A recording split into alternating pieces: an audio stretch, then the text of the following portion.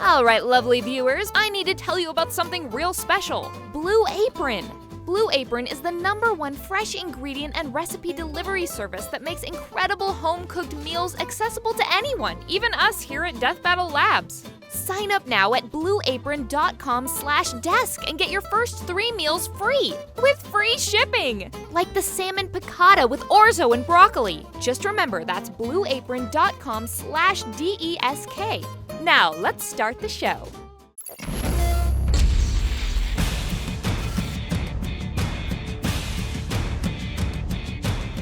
Behind every great hero is a person that drives them to be better.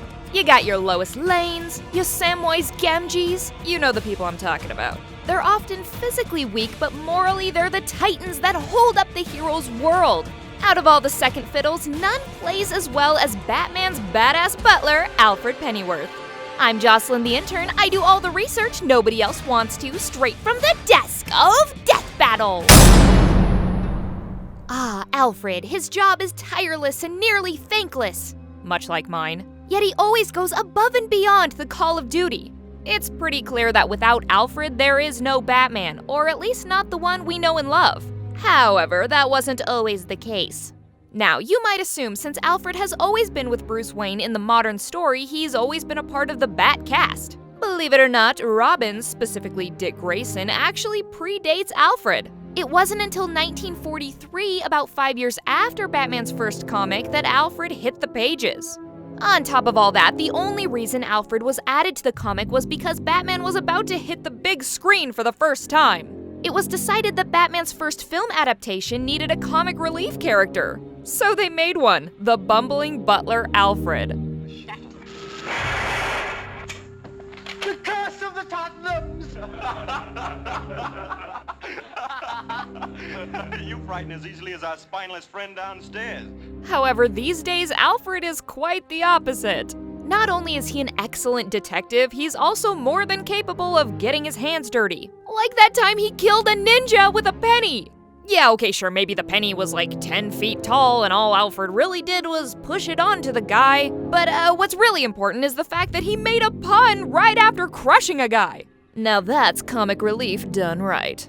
Alfred's dry British humor has always been at the root of his character, and his sense of humor never turns off. And I mean never. What is the point of all those push-ups if you can't even lift a bloody log?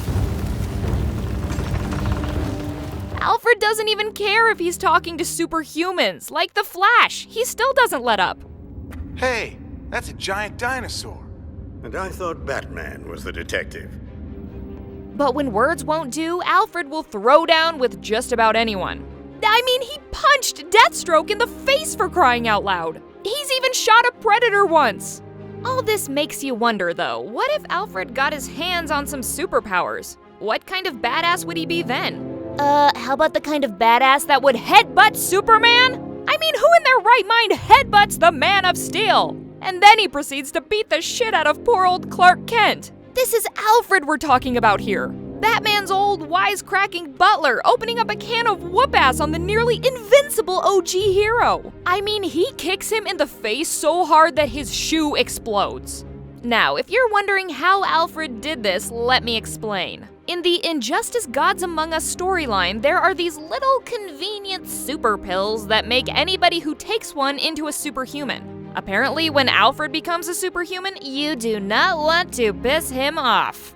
I'm just gonna say it now. Netherrealm, Alfred needs to be in Injustice too!